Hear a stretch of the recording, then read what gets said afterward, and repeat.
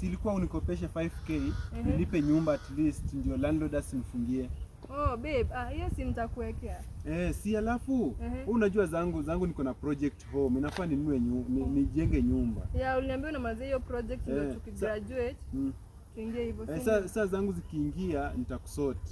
Nitamalizia project iko home. Na unajua next month ni Valentine. By the way. Sinafaa ni kuspoil.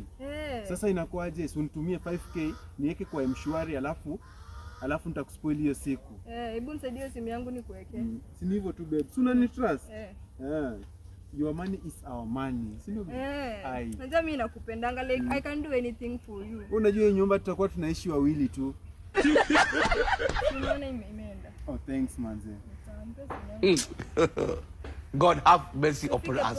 Si jioni nitakuja hivyo kwa nyumba nikoshe vyombo. Pia tu chill. Sasa utaniwekea hata punch manze, hata ninunue unga. Hujakula lunch babe. Sijakula hata ugali. Hebu weka namba tena. Okay. Sasa uweke ndo ni.